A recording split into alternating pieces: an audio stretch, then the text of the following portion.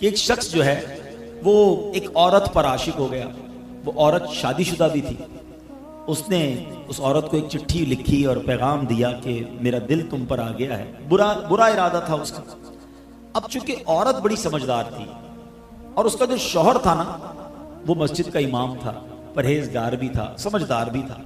उसने अपने शौहर को पर्ची दी कि देखें इस तरह मुझे एक शख्स ने पर्ची दी है। तो शौहर ने क्या कहा कि ऐसा करो कि इस शख्स को तुम एक चिट्ठी लिख के दो कि ठीक है तुम एक काम करो कि पहले फला मस्जिद में इमाम के पीछे, फला इमाम के पीछे 40 नमाजें बाद जमात बिला नागा पढ़ो, अगली बात उसके बाद करेंगे। अब उसके दिमाग में इश्क का भूत सवार था। उसने कहा चलो ठीक है, लगता है कोई काम बन जाएगा।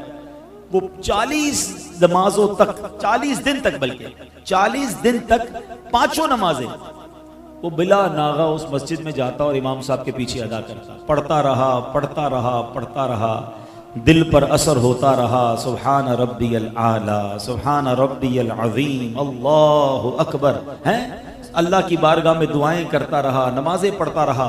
अब दिल पर असर होना शुरू हो गया। अभी 40 दिन गुजरते हैं तो वो नौजवान जो है अब एक और पर्ची लिखता है और कहता है कि मैं आपसे माफ़ी का तलबगार हूँ। अल्लाह की बारगाह में सजदा करके मुझे पता चल गया, नमाजें मुझे पढ़ते हुए पता चल गया कि ये हराम और रब की नाराज़ी वाला काम है। अगर मोहब्बत करनी है तो अल्लाह से करनी चाहिए, अल्लाह के हबीब से करनी चाहिए। मैं इन तमाम हराम कामों से मैंने तौबा कर ली है और मैं अब अल्लाह की बारगाह में तौबा करता हूँ। मेरी बहन में आपसे जो गलत नीयत थी उस पर भी माफ़ी चाहता हूँ। अल्लाह अकबर। उस औरत ने अपने शौहर को वो पर्ची दिखाई कि देखें ये तो कमाल हो गया, ये शख्स बुरे इरादे से आया, आपने नमाज का कहा, 40 नमाजें अभी पूरी नहीं हुई हैं और उसके दिल की दुनिया बदल गई है। अल्लाह अकबर। उस शख्स की जबान पर अब बेसाख्ता ये जारी हो गया, सदक़ल्लाहुल अज़ीम फी क़ौलिही, अल्लाह ने कुरान में बिल्कुल सच फरमाया है। और क्या फरमाया है? इन्नस्सलात तन्हा अनिल फ़हशाइ वल मुनकर, कि बेशक नमाज बेहयाई और बुरी बातों से बचा लेती है, रोक लेती है। ऐ मेरे प्यारे इस्लामी भाइयों, ये है नमाज और ये नमाज की फजीलत है। नमाज शैतान पर पता है कितनी भारी है। शैतान जब नमाज फर्ज हुई ना तो शैतान रोने लगा, तो उसके शागिर्द जमा हो गए और रोने धोने की वजह पूछी तो कहता है अल्लाह करीम ने मुसलमानों पर नमाज फर्ज कर दी है। शागिर्दों ने कहा फिर क्या हुआ? शैतान कहता है मुसलमान नमाजें पढ़ेंगे और उसकी बरकत से गुनाहों से बच जाएंगे। तो चेलों ने कहा फिर हमारे लिए क्या हुक्म है?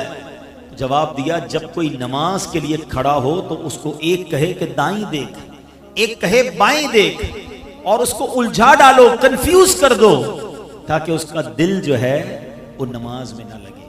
तो ऐ मेरे प्यारे इस्लामी भाइयों, यहाँ 2 बातें बड़ी अहम हैं। एक तो नमाज शैतान पढ़ने नहीं देता, और पढ़ते हैं तो नमाज में ध्यान नहीं लगने देता। ठीक है ना? अब 2-3 चीजें जो मैं इंशाल्लाह इसको कवर करने की कोशिश करता हूं। सबसे पहले नमाज की अहमियत, हमारी लाइफ में नमाज की अहमियत कितनी है ये चेक करना। मतलब मुसलमान के जहन में, वहम में होना ही नहीं चाहिए कि नमाज भी कज़ा हो सकती। कैसे हो सकता है? पॉसिबल ही नहीं है। लेकिन जनाब दुकान पे ग्राहक बहुत थे इसलिए जोहर चली गई, शाम जरा रश काफी था इसलिए असर चली गई, बस मगरिब मैंने इसलिए कज़ा कर दी कि इशा के साथ पढ़ लूंगा, फजर में यार आंख नहीं खुलती है। कमाल है, इतने अजीब अजीब एक्सक्यूज लोग दे रहे होते हैं कि समझ नहीं आता कि मतलब आपकी कभी ट्रेन छूटी इसलिए कि सुबह ट्रेन थी, आंख नहीं खुली, कभी फ्लाइट छूटी, कभी कोई आपका ग्राहक कहे या कोई अहम पार्टी कहे या आपका बॉस कहे कि सुबह 8 बजे फला जगह पहुंचना है, जरूरी है पहुंचना, आप 7:30 बजे पहुंच जाते हैं, अलार्म रखते हैं। बाकी तमाम चीजों की अहमियत है, हमारे नजदीक नमाज की अहमियत नहीं है। जिसके नजदीक नमाज की अहमियत है ना, पूछे नमाजियों से। कमाल बताऊं आपको, जो 5 वक्त का पक्का नमाजी है ना, वो बेचैन रहता है अगर उसकी कभी जमात चली जाए। उसको अंदर ही अंदर से अलार्म बजता है, यार मेरी ईशा बाकी है, मेरी मगरिब बाकी है। उसको चैन नहीं आएगा, उसकी बॉडी रिकॉल करती है, क्योंकि उसने अपने जहन में ये बिठा लिया है, ये सॉफ्टवेयर अपडेट हो चुका है कि कुछ भी हो जाए मेरी नमाज कज़ा नहीं हो सकती। मुबारक हो उन्हें कि जिनकी नमाज कज़ा नहीं होती। कैसे नमाज कज़ा हो जाए भाई? कभी हमारी नाश्ता कज़ा हुआ, कभी दोपहर का खाना कज़ा होता है कि नहीं यार आज फजर यार जल्दी में था, नाश्ता ही खाना भूल गया, दोपहर का खाना ही नहीं खाया। बॉडी रिकॉल करती है, हमें बॉडी बताती है कि यार दोपहर का खाना नहीं खाया, भूख लग रही है। अपनी जिंदगी में नमाज को ऐसा शामिल कर लो कि तुम्हें कोई याद न दिलाए तुम्हारा दिल, तुम्हारा दिमाग खुद अंदर से कहे कि नमाज का वक्त हो गया, चलो नमाज की तरफ। हाँ, और ऐसा हो जाता है माशाअल्लाह। आप देखें जो 5 वक्त के बरसों से नमाजी है ना, उनकी नमाज कज़ा नहीं होती, बिल्कुल टाइम पे वो नमाज पढ़ते हैं, क्योंकि उन्होंने अपनी जिंदगी का उसे एक हिस्सा बनाया। कुछ लोग हिस्सा नहीं बनाते, मूड आता है जैसे अभी बयान हुआ, कल से नमाज पढ़ूंगा, 3 दिन बाद फिर नमाज खत्म। वो जोश आता है, जोश अपनी जगह पर। आपको रूटीन बनानी होगी, आपको पहले अपने आप को समझाना होगा। और नमाज कितना जरूरी है आपको पता है? अहादीस पे फरमाएगा अस्सलातु इमादुद्दीन, नमाज दीन का सुतून है। अब इस मस्जिद में ये सुतून नजर आ रहे हैं आपको, पिलर। अल्लाह ना करे कोई पिलर काट दे, क्या होगा? इमारत गिर जाएगी ना। तो हमारे और आपके दीन का पिलर ही नमाज है। पिलर ही नहीं है तो इमारत कैसे खड़ी हुई? तो समझिए इस बात को। और नमाजी के इनाम, अल्लाह अकबर। लोग कहते हैं कोई वजीफा बता दें रोजी में बरकत का, बीमारी दूर हो जाए, अल्लाह राजी हो जाए। अरे भाई, सबसे बड़ा वजीफा ही 5 वक्त की नमाज है। वो पढ़ते नहीं, बाकी वजीफे पूछ रहे हो हैं? यकीन करें, अहादीस में मजमून मिलता है, नमाज से रोजी में बरकत होती है, नमाज बीमारियों को दूर कर देती है, नमाज अंधेरी कब्र का चिराग है, नमाज आपकी तबीयत को हशाश बशाश। पूछे ना नमाज, अच्छा माशाल्लाह नमाजी मुझे देख रहे हैं, सुन रहे हैं, आप जब भी वुजू करते हैं बताएं कितना टेंशन रिलीज हो जाता है, बंदा नया हो जाता है। कारोबार काम काज से उठकर थका हुआ आए, वुजू करे, नमाज पढ़े, उसके बाद लगता है नई एनर्जी आ गई, इतना फ्रेश कर देती है नमाज। नमाज पढ़े तो ना। नंबर 1, किसी सूरत नमाज कज़ा नहीं होनी चाहिए। मस्जिदों में आया करो। हाँ, अच्छा, फिर कुछ लोग पता है क्या कहते हैं? यार मैं मस्जिद में नहीं जा सकता, बड़ा बिजी होता हूँ। अरे मेरी और आपकी क्या औकात है, मस्जिद में नहीं आ सकते? अल्लाह जिसे बुलाता है वही अल्लाह के घर में आता है। मुझे एक बात बताओ ना, आपके घर में आपकी बगैर इजाजत कोई आ सकता है? घंटी बजाए मैं आपके घर में आना चाहता हूँ, आप कहेंगे कौन है भाई, मैं तो नहीं जानता, मैंने बुलाया तो नहीं आपको। ऐसा ही है ना, मेरे और आपके घर में कोई बगैर इजाजत नहीं आ सकता, और अल्लाह के घर में ऐसे ही मुंह उठाकर आ जाएगा। जो नहीं आता ना वो अल्लाह से माफी मांगे। हमारे ऐसा होता है कि दुकानदार, दुकान का मालिक मस्जिद में नहीं आता, और उस दुकान पर काम करने वाला 5 टाइम मस्जिद में जाता है। अल्लाह से माफी मांगो कि अल्लाह मैंने ऐसा जुर्म क्या कर दिया, इसको 5 टाइम बुलाता है, मुझे 1 टाइम नहीं बुलाता, ये मेरा कसूर है। अल्लाह नाराज हो गया है, कहीं ऐसा तो नहीं कि रब नाराज हो गया? माफी मांगा करो और जाया करो मस्जिद में। खुश नसीब हैं जो रोज मस्जिद में आते हैं। और एक और मजे की बात बताऊं, मस्जिद किसका घर है जरा बताइएगा? आपके घर मेहमान आता है, आपकी क्या तमन्ना होती है? मेरा मेहमान खुश होकर जाए, हैं, राजी होकर जाए। तो करीम के घर में आओगे तो वो वैसे ही वापस लौटा देगा, वो तुम्हें खुश करके लौटाएगा, झोलियां भर के लौटाएगा। फिर एक और प्रॉब्लम, मस्जिद में जाते भी हैं तो मस्जिद का अदब ही नहीं है। जैसा मुंह आया है, जैसे कपड़े पसीने वाले मैल वाले वैसे ही लेकर चले गए मस्जिद में। ये ना करें। किसी सेठ के घर पे जाते हो ऐसे कपड़े पहनकर, किसी दावत में जाते हैं और तैयार होकर परफ्यूम लगाकर अच्छे कपड़े इस्त्री करके, अल्लाह के घर में जैसे ही मुंह उठाया गया, ना करो। मस्जिद का इकराम करो, मुंह भी साफ हो, लिबास भी साफ हो, एहतमाम करें। आप कहें क्या करें जनाब, जॉब करते हैं, कपड़े मैले हो जाते हैं, एक सूट रख लें अलग से, नमाज के वक्त पहने उसे। बुजुर्गों ने नमाज के लिए अलग लिबास रखे हुए थे, खुशबू लगाते थे। एहतमाम करोगे ना, जितना मस्जिद का अदब करोगे उतना नवाजे जाओगे। तीसरी बात, मस्जिद में आकर भागा ना करो, जल्दी ना मचाया करो, ये भी बड़ा प्रॉब्लम है। उलमा ने बड़ी प्यारी मिसाल दी है कि मोमिन की मिसाल मस्जिद में ऐसी होती है जैसे मछली पानी के अंदर होती है, कैसे पुरसुकून होती है पानी के अंदर। और मुनाफिक की मिसाल जैसे मछली पानी के बाहर होती है। अब अपने दिल से पूछ लो, हम जब मस्जिद में आते हैं हमारे दिल की कैफियत क्या होती है? यार जल्दी खत्म हो जाए बस, किसी तरह, लेट हो रहा है यार। अभी तक इमाम साहब कभी 2 मिनट नमाज लंबी कर दे तो लोग नमाजी इमाम साहब को पकड़ लेते हैं, हजरत आपने आज 2 मिनट ज्यादा ले लिए, 1 मिनट दुआ लंबी करा दी। अल्लाह के बंदे, तुझे 2-3 मिनट अल्लाह के घर में बैठकर प्रॉब्लम हो रही है। अच्छा, यही एतराज करने वाला बाहर पान की दुकान पे आधा घंटा खड़ा रह जाएगा, उसको वहां प्रॉब्लम नहीं है, यहाँ प्रॉब्लम है कि 3 मिनट ज्यादा क्यों, इमाम साहब 1 मिनट लेट क्यों, और दुरूद पढ़ लेता है 1 मिनट। भाई अल्लाह के घर में बेसुकूनी कैसी? अपने दिल से पूछो कि मैं अल्लाह के घर में जाता हूं तो बेचैनी क्यों होती है? दिल का इलाज करो, सुकून से बैठा करो। दुनिया में कोई बड़ा सेठ साहब हमें बुलाए, बहुत बड़ा आदमी, और हमें कहे कि भाई 5 मिनट के लिए आपका टाइम है, हम चले जाएं, और 10 मिनट बिठा ले, हम बाहर आके कहते हैं यार मुझे तो 10 मिनट बिठाया है, मुझे 5 मिनट 15 मिनट एक्स्ट्रा टाइम मिल गया। तुम्हें दुनिया वाला 10 मिनट ज्यादा बिठाए तुम खुश होते हो, अल्लाह के घर में 5 मिनट ज्यादा बैठने के लिए तैयार नहीं होते हो। ये ना किया करो, बैठा करो। मैं आपको और मशवरा देता हूं, हम सारे परेशान हैं जितने बैठे हैं, सबके साथ कोई ना कोई कहानी है। कोई बीमार होगा, कोई कर्जे में होगा, किसी के रोजगार के मसले, कोई औलाद की प्रॉब्लम में, सारी दुनिया में प्रॉब्लम्स ही है ना। मस्जिद में आया करो, नमाज खत्म भी हो जाए करे ना, दुआ भी हो जाए, फिर भी बैठा करो, 2-4 मिनट अकेले में बैठ जाए बस, फिर अल्लाह से बातें किया करो। हाँ, मजे की बात बताऊं, दुनिया कायनात में बड़े लोगों से बात आसान नहीं है। किसी से फोन करो तो नंबर ही नहीं मिलता बड़े आदमी का, उठाता ही नहीं कोई फोन हमारा है। बीच में सेक्रेटरी होता है, साहब बिजी हैं, अच्छा बात करनी है 3 दिन बाद, इतने बजे कॉल करना, 5 मिनट की कॉल। बड़े आदमी से बात करना इतना मुश्किल। आओ मैं बताता हूं, जिसने कायनात बनाई है ना, उससे बात करने का कोई प्रॉब्लम नहीं है। जितनी बात करनी है बात करो। हाँ, अल्लाह दिल की बात भी सुनता है। तुम्हारी जबान में बात करो ना, कोई ट्रांसलेटर जरूरी नहीं है। बात पता है कैसे होगी? टेलीफोन डायल कैसे होता है? मौला अली फरमाते हैं कि जब मेरा जी चाहता है रब मुझसे बात करे, मैं कुरान पढ़ने लग जाता हूं, और जब जी चाहता है मैं रब से बात करूं तो मैं दुआ करने लग जाता हूं। ये जो दुआ है ना, हाथ उठाना, ये डायरेक्ट डायलिंग है। बस अब आप बोलते जाएं, आपने हाथ उठाए, बल्कि हाथ भी उठाना दुआ के लिए जरूरी नहीं, अदब है, ना भी उठाएं, आप सर झुका के बैठे, अल्लाह से बातें करो ना, वो दिल के हाल भी जानता है। कहो ना उससे मैं बीमार हूं, कहो ना उससे मैं परेशान हूं, कहो ना मालिक पे फंस गया हूं। अल्लाह से बात नहीं करते, रब के सामने नहीं जाते, सबके सामने जाते हो, सारे मोहल्ले को बताते हो ये प्रॉब्लम, ये परेशानी, कारोबार डाउन, मार्केट अप डाउन। वो क्या कर लेगा भाई? मैं तो जिसकी बारगाह में सर झुकाने का कह रहा हूं, वो हल्लल मुश्किलात है, वो मुसब्बिबल असबाब है, वो मुश्किलों को दूर करने वाला है। हमारे पास ही वक्त नहीं है उससे बात करने के लिए।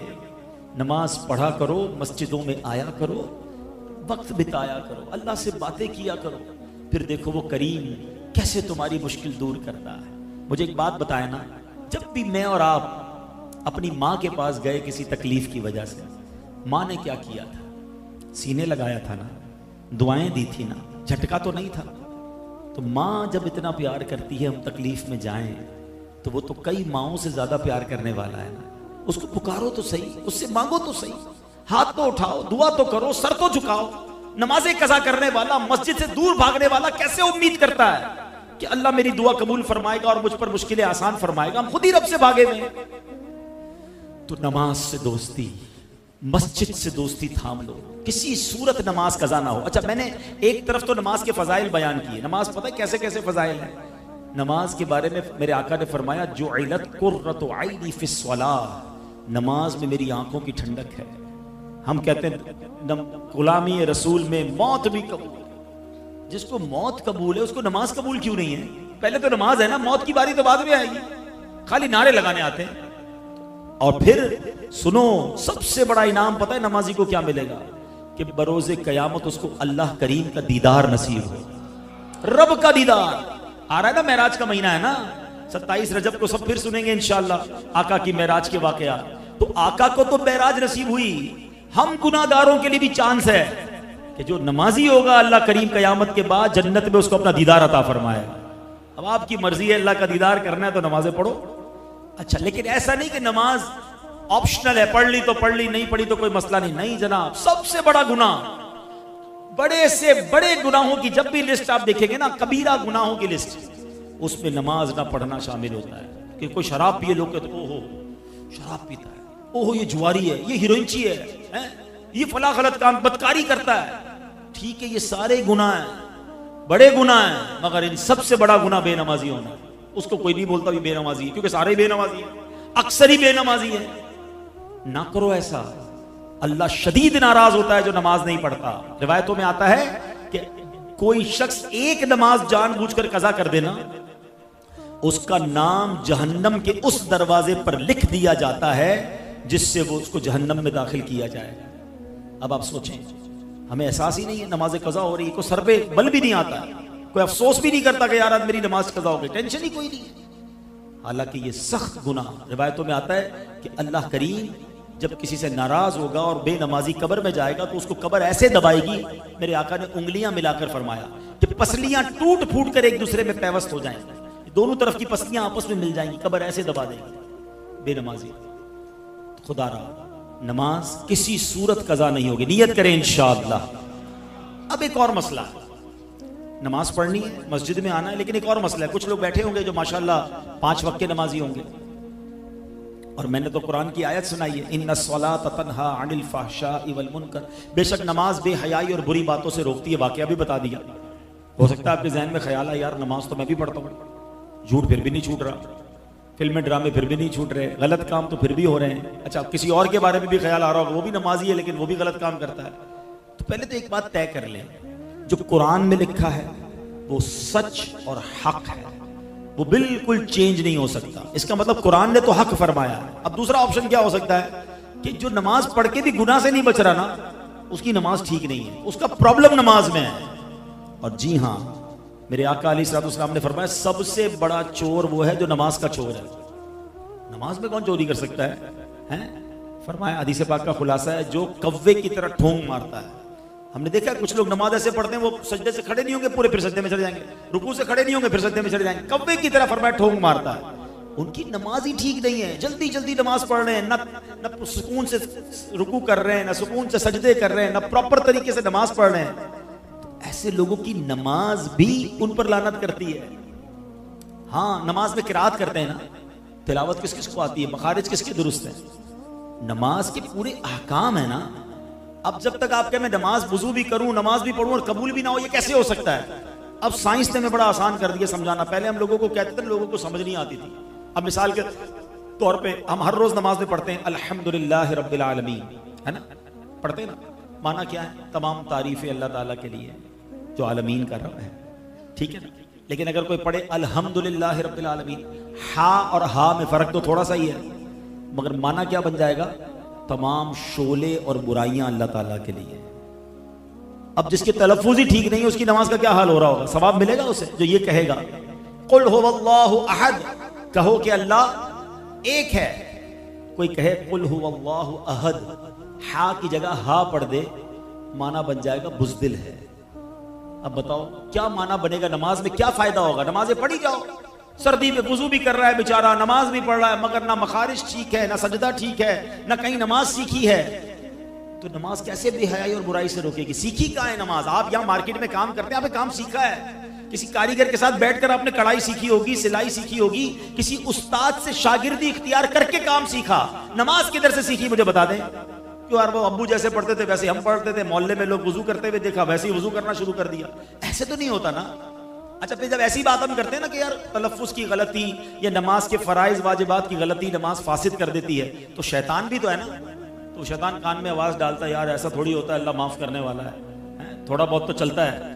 तो अब ये थोड़ा बहुत चलता है ना, ये हमें साइंस ने समझाना आपको आसान कर दिया। हम तो पहले भी समझाते थे, अब मैं आपकी जबान में आपको समझाता हूँ। सबके पास मोबाइल फोन है, अपने मोबाइल पर आपने कोई पासवर्ड लगाया हुआ है, ठीक है। मिसाल के तौर पे आपने अब्दुल नाम लिख दिया पासवर्ड, या वेबसाइट पर या बैंक अकाउंट में। अब उसमें ए आपने कैपिटल लगाया हुआ, मैं कहूँ या जरा स्मॉल लगा दें, हाँ भाई खुल जाएगा, पासवर्ड खुलेगा। ए ही तो है, छोटा ही है ना।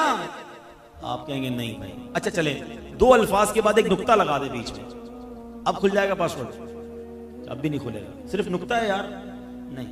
अच्छा नुक्ता भी नहीं, स्पेस दे दे सिर्फ बीच में, अब खुल जाएगा? अब भी नहीं खुलेगा। अच्छा कमाल है यार, तुम्हारी वेबसाइट में ना स्पेस चले ना नुक्ता चले, और मेरे रब के कुरान में जैसे पढ़ो चल जाए।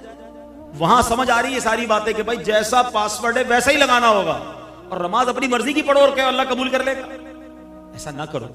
अरबी जबान उसके अपने तकाजे हैं, अपने मखारिज ठीक करें, अपनी तिलावत ठीक करें, अपने सजदे रुकू ठीक करें। अब मैं कमाल बताता हूं दावत इस्लामी का। यूं तो दावत इस्लामी के हम पर बड़े एहसान हैं, मगर मैं समझता हूं कि पिछली कई सदियों में जिस अंदाज से दावत इस्लामी वालों ने नमाज सिखाने का एहतमाम किया, नमाज कोर्स करवाए, फर्ज उलूम कोर्स करवाए, बच्चों के मदरसों के साथ बड़ों के मदरसे बनाए, ताकि किसी तरह लोगों के मखारिज ठीक हो जाए, इनकी तिलावत ठीक हो जाए, इनकी नमाज ठीक हो जाए। क्योंकि हमें यह पता है कि अगर हमने बंदे की नमाज ठीक कर दी, ये नमाज उस बंदे को ठीक कर देगी। हाँ, बंदा ठीक हो जाए, उसकी नमाज ये प्रॉपर पढ़ ले, क्योंकि रब ने कुरान में फरमाया, हमारा कोई कमाल नहीं, अल्लाह ने फरमा दिया कि नमाज बेहयाई और बुराई से रोकेगी। बस आप किसी तरह नमाज ठीक कर लो, बाकी इंशाअल्लाह नमाज अपना काम कर देगी। तो है मेरे प्यारे इस्लामी भाइयों, गल्फ मार्केट में काम करने वालों, आज मैं आपके पास एक ही पैगाम लेकर आया हूं कि प्लीज अपनी नमाज पर तवज्जो दें। पहली नीयत ये करें कि कुछ भी हो जाए, आज के बाद हमारी कोई नमाज कज़ा नहीं होगी। दूसरा, अब नमाज सही पढ़नी है, ये ज्यादा, ये उसके साथ ये भी जरूरी है ना ठीक है ना। अब नमाज सही कैसे पढ़नी है वो दावत इस्लामी वाले आपको करवा देंगे माशाल्लाह। इस मस्जिद में भी दीगर दावत इस्लामी के पूरे कराची में, पाकिस्तान में रात को मदरसे लगते हैं। 15 मिनट 20 मिनट का मदरसा, आप जाएं सिर्फ कारी साहब को पहले अपनी, मैं तो कहता हूं सिर्फ नमाज में जो आप पढ़ते हैं ना, सूरह फातिहा पढ़ते हैं, सूरह इखलास पढ़ते हैं, वो सुनाएं उनको कि सुने भाई मेरी तिलावत ठीक है, नहीं ठीक पहले उसको ठीक करें, नमाज की तस्बीहात को ठीक करें। फिर माशाल्लाह दावत इस्लामी वाले कभी 7 दिन का, कभी 3 दिन का नमाज कोर्स करवाते हैं। मेरी गुजारिश है माशाल्लाह इमाम साहब और कमेटी के लोग मौजूद हैं, आज ही ऐलान कर दें कि कोई जनाब 3-4 दिन का कोर्स इसी मस्जिद में करा दें, रोज के 2 घंटे। बेशक आप रात को कारोबार के बाद बैठ जाओ, अरे ये तो हमें सारे काम छोड़ के करना चाहिए था, लेकिन नमाज कोर्स कर लेंगे, आपको अंदाजा हो जाएगा कि कितनी गलतियां थी जो मैं वुजू में करता था, मैं नमाज में करता था, जो गुस्ल में करता था। किसी की उंगलियां सजदे में नहीं लगती, किसी की पेशानी सजदे में नहीं लगती, किसी का रुकू ठीक नहीं हो रहा। आपको अंदाजा होगा कि यार इतनी सारी बारीकियां थी जो मुझे पता ही नहीं थी। तो अगर आप ये सीख लेंगे, और यकीन जानिए जिस दिन नमाज ठीक हो गई ना, फिर हर सजदा तुम्हारे दर्जे बुलंद करता जाएगा, हर दुआ तुम्हारी इंशाअल्लाह मुश्किलें टालेगी। यही नमाज तुम्हारी रोजी में बरकत ले आएगी, यही नमाज तुम्हें इंशाअल्लाह बीमारियों से बचाएगी। नमाज कितनी बड़ी नेमत है आपको पता है?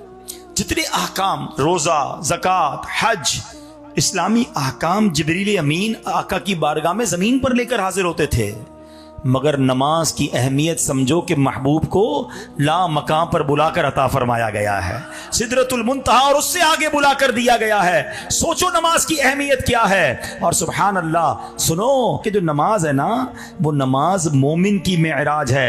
अस्सलातु मेराजुल मोमिन, अरे नमाज हमारी मेराज है। आज आका की मेराज की बात सुन रहे हो ना, कि नबी पाक को मेराज मिली, उस रात आका खाली हाथ नहीं आए, हमारी भी मेराज लेकर आए हैं कि तुम नमाज पढ़ लो। और सुनो है नमाजियों, बंदे तो हम भी है ना, तमन्ना तो हमारी भी है ना कि प्यारे आका ने तो खालिक का दीदार किया है, हम भी तो देखते मालिक कैसा है, खालिक कैसा है। जिस रब ने दुनिया इतनी खूबसूरत बनाई, उस रब की खूबसूरती का आलम क्या होगा हैं? मगर हम तो बंदे, साड़ी तो कोई पहुंच ही नहीं है। सुनो मेरे आका ने मेहरबानी पता है क्या की? खुद तो दीदार कर आए, साढ़े दीदार का भी इंतजाम कर दिया है, हमारे दीदार का भी इंतजाम कर दिया। कैसे? रिवायतों में आता है जो नमाजी होता है ना, नमाज पढ़ने वाला, रब राजी हो गया तो कयामत के दिन अल्लाह उसे अपना दीदार अता फरमाएगा। नमाज पकड़ लो, ये कमाल की कुंजी है। हाँ, ये नमाज चाबी है सक्सेस की। और नमाज के फजाइल, अल्लाह अकबर। नमाज बीमारियों को दूर करती है, नमाज अंधेरी कब्र का चिराग है, नमाज मोमिन की मेराज है, नमाज दीन का सुकून है। और सुनो मेरे आका फरमाते, जुइलत कुर्रतु ऐनी फिस्सलाह, नमाज में मेरी आंखों की ठंडक है। उम्मती हूं, आका से मोहब्बत भी करता हूं, तो जिसमें आका की आंखों की ठंडक है उसको पकड़ लूं ना मैं, फिर कैसे नमाज कज़ा होगी? और जो नमाज नहीं पढ़ते, ये कोई छोटा जुर्म नहीं है। आज हमारे सामने कोई शराबी आ जाए, हम कहते ओहो शराब पीता है, ओ ये तो जुआरी है, ओ ये तो हिरंची है, और ये तो बदकारी जिना करता है। यकीनन ये बड़े गुनाह है, ये चोरी करता है, बड़े गुनाह है। मगर नमाज न पढ़ना इन सबसे बड़ा गुनाह है, ये इन सबसे बड़ा कबीरा गुनाह है। लेकिन किसी को टेंशन ही नहीं। आज हमारे घर बच्ची का रिश्ता करना हो तो क्या ढूंढते हैं? शराबी तो नहीं, जुआरी तो नहीं है, कोई गलत काम चोरी चकारी तो नहीं करता। ओ भाई ये पूछो नमाज पढ़ता है कि नहीं पढ़ता? नमाज ही नहीं पढ़ता कोई बात नहीं, मादल्ला। हालांकि नमाज फर्क है मोमिन और काफिर के दरमियान। जो बेनमाजी होता है, नबी पाक ने अपने हाथों को मिलाकर बताया कि अल्लाह नाराज हो गया ना तो उसको कब्र ऐसे दबाएगी जैसे कि पसलियां टूट फूट कर एक दूसरे में पेवस्त हो जाएंगी। उसकी कब्र में गंजा सांप मुसल्लत कर दिया जाएगा जो कयामत तक उसे मारता रहेगा। कैसे नमाज कज़ा हो जाती है भाई? कुछ लोग मिलते हैं, कहते हैं यार बस 4 नमाजें पढ़ लेता हूं, फजर में आंख नहीं खुलती। अच्छा, फजर में आंख नहीं खुलती, जिस दिन सुबह सवेरे ट्रेन हो तुम्हारी वो भी मिस हो जाती है। कभी ये कहा यार ट्रेन चली गई आंख नहीं खुली? किसी की फ्लाइट हो उसकी आंख नहीं खुलती? नहीं, वो तो जनाब रात को एयरपोर्ट पहुंच जाता है। कभी नौकरी जहां करते हैं, सेठ ने कहा सुबह 7 बजे आना जरूरी, मीटिंग है, बहुत जरूरी है, 6:30 बजे उठ जाता है बंदा, भाई साहब नाराज हो गया तो नौकरी से निकाल देगा। सारी चीजें टाइम पे हो जाती है, नमाज में तुम्हारी आंख नहीं खुलती। इसका मतलब यह कि नमाज की वो अहमियत नहीं है तुम्हारे नजदीक। वरना कैसे मोमिन की डिक्शनरी में नमाज कज़ा कैसे हो सकती है? अगर आप खड़े होकर नमाज नहीं पढ़ सकते, आपको बैठ के पढ़नी है, नमाज पढ़नी है। लेकिन लोग नमाजें कज़ा करते हैं और उनके माथे पे बल भी नहीं आता। अभी थोड़े दिनों पहले की तो बात है, तुर्किया में जलजला आया ना, देखा ना आपने 40 सेकंड, 40 सेकंड में क्या हुआ? जो घर वाले थे वो बेघर हो गए। 40 सेकंड पहले जो सेहतमंद थे वो माजूर हो गए। 40 सेकंड पहले जो ज़कात देने वाले थे वो ज़कात लेने वाले बन गए। 40 सेकंड पहले जो जिंदा थे 40 सेकंड बाद दुनिया से चले गए। लाखों लोग शहीद, माजूर, बेघर हो गए। मगर हम फिर भी, मैं यही सोचता हूं कि यार ऐसा जल्जला जिससे हम सबने मनाजिर देखे हैं, मगर क्या हमारी मस्जिद में नमाजी बढ़ गए? क्या हमने तौबा कर ली कि यार मैं भी किसी दिन सोऊंगा उठूंगा ही नहीं? आपको पता है जल्जला कितने बजे आया? सुबह 4:15 बजे आया। 99% लोग अपने घरों में थे, बिस्तर पर थे और सोते सोते ही चले गए। बचपन में एक जुमला सुनते थे ना, एक शेर सुनते थे, सोने वाले रब को सजदा करके सो। क्या खबर उठे ना उठे सुबह को, क्या खबर तेरी सुबह हो नहीं और सुबह हो तुझ हो जेरे जमीन। ये तो ऐसा ही हुआ ना, सोते ही चले गए। जो फिल्में देखकर सोता है माद अल्लाह शराब पी के सोता है, बदकारी करके सोता है, दोस्तों के महफिल में बैठकर गीबतें कर करके सोता है। रात भर क्या करते हैं हम लोग? कितने लोग हैं जो इशा पढ़ के, वुजू करके, अल्लाह तौफीक दे तो सूरह मुल्क पढ़ के, सलातुत तौबा पढ़ के सोते हैं। हमारी तो नींद भी बड़ी अजीब है। हालांकि अगर नींद को समझो ना, ये क्या है? आपको पता है सोने की दुआ क्या है? अल्लाहुम्मा बिस्मिका अमूतु व अहया। भाई नींद की बात हो रही है, मौत की बात क्यों आ रही है इसमें? हदीस में नींद को मौत की बहन करार दिया गया। उठने के बाद की दुआ पता है? अल्हम्दुलिल्लाहिल्लज़ी अहयाना बाद मा अमातना व इलैहि नुशूर। उस अल्लाह का शुक्र जिसने मौत के बाद फिर जिंदगी दी। अरे मैं तो सो के उठा हूं, व इलैहि नुशूर, उसी की तरफ जाना है। रोज प्रैक्टिस कर रहे हैं मौत के करीब जाकर वापस आने की। आज तो आ गया, हो सकता है किसी दिन जाऊंगा मगर वापस नहीं आऊंगा। कब तौबा करेंगे? कब नमाजें पढ़ेंगे? कब अल्लाह को राजी करेंगे? टाइम नहीं मिलेगा अलग से कि तौबा कर लो, अब नमाजें पढ़ लो। हमें नहीं पता अगला 1 घंटा, अगला 1 मिनट हमारे लिए क्या लिखा हुआ। आगाह अपनी मौत से कोई बशर नहीं, सामान 100 बरस का है, पल की खबर नहीं। हमारा तो बस एक ही मकसद है, माल जमा कर लें, घर बना लें। अच्छा किसी का बड़ा घर देखते तो दिल छोटा हो जाता है। अरे जो अल्लाह ने दिया उस पर शुक्र अदा करो। ये घर बार, ये माल सेकंडों में जा सकता है। हमने देखा ना, अपने अपनी आंखों से देखा, मालदार भी रोड पे, पैसे वाला भी और गरीब भी रोड पे। वो एक वाकया हुआ ना तुर्किया में, एक शख्स कहता है मैं मकान किराए पे था मेरा, तो मेरे पास पैसे नहीं थे। मालिक मकान को कहा कि 1 महीने का किराया नहीं है मेरे पास, मुझे रहने दो, अगले महीने दे दूंगा। कहता निकलो घर से बाहर। धक्के दे के बाहर निकाल दिया। बीवी बच्चों के साथ रोड पे आ गया। घर तो था नहीं, मैंने एक चादर लगाई, एक खैमा लगाया, रोड पे रहने लगा। रात जलजला आया, सुबह मालिक मकान भी मेरे खैमे में आ गया। समझ आई बात है? कल उसको घर से निकाला, सुबह खुद घर से बाहर था। इतनी देर लगती है? हाँ, अपने माल पर, अपने अपने जाहो जलाल पर, अपनी होशियारी पर कोई इतराना नहीं है। जो दिया रब ने दिया, शुक्र अदा करो, उसे राजी करो, वो नाराज ना हो जाए। और इसी वाक्य से जो नमाज नहीं पढ़ते ना, सुनो एक सबक वाला वाक्य सुनाता हूं। इसी जलजले से 3-4 दिन के बाद एक बच्ची को निकाला गया। बच्ची जख्मों से चूर चूर है, होश में नहीं, आंखें बंद है, मुंह भी सूजा हुआ है। बच्ची पता है क्या कहती है? या अल्लाह मेरा क्या बनेगा, मैंने 3 दिन से नमाज नहीं पढ़ी है। वो 3 दिन मलबे में दबी हुई थी। वो नमाज ना पढ़ने की वजह से उसे सिर्फ यही बार बार ख्याल आ रहा है, या अल्लाह मुझे माफ करना, मैंने नमाज नहीं पढ़ी। या अल्लाह मेरा क्या बनेगा, मैंने 3 दिन नमाज नहीं पढ़ी है। ये उन तमाम लोगों के लिए मैसेज है जिनकी बिस्तर पर नमाज कज़ा हो जाती है, जिनकी दुकान पर बैठे बैठे नमाज कज़ा हो जाती है, जो दोस्तों में बैठे होते हैं और मौज़िन पुकारता है हय्या अलल फलाह हय्या अलस सलाह, और उनकी नमाज कज़ा होती है। क्या जवाब देंगे हम अल्लाह को? एक तरफ कहते हैं गुलामी रसूल में मौत भी कबूल है, और दूसरी तरफ नमाज ही कबूल नहीं है। आओ मेरे प्यारे इस्लामी भाइयों, आज सब नियत करें कि आज के बाद हमारी कोई नमाज कज़ा नहीं होगी। अगर वाकई नीयत बनती हो, झूठा वादा नहीं, झूठा नारा नहीं, पक्की नीयत बनती हो, तो फिर ऐसा नारा लगाओ कि शैतान इधर से भाग जाए। आज के बाद हमारी कोई नमाज कज़ा नहीं होगी।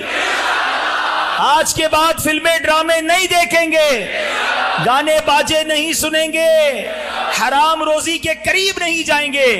सच्चे आका के उम्मती हैं, अब सच बोलेंगे। झूठ के करीब नहीं जाएंगे। फिर देखें इंशाअल्लाह, अगर वाकई ये जो आपने वादे किए ना ऐसे हम बन गए ना, फिर तो नबी पाक ने ऐसी नजर फरमानी है, दुनिया में भी खैर हो जानी है, आखिरत में भी खैर हो जानी है। मैं रब्बे करीम से दुआ करता हूं कि रब्बे करीम हमें 5 वक्त का पक्का नमाजी बना दे, अपने घर में बार बार आने की तौफीक अता फरमाए, और हम जो नमाज पढ़ें उस नमाज को सही तरीके से अदा करने की तौफीक अता फरमाए। आमीन बिजाहिन नबी नबी सल्लल्लाहु तआला अलैहि वसल्लम।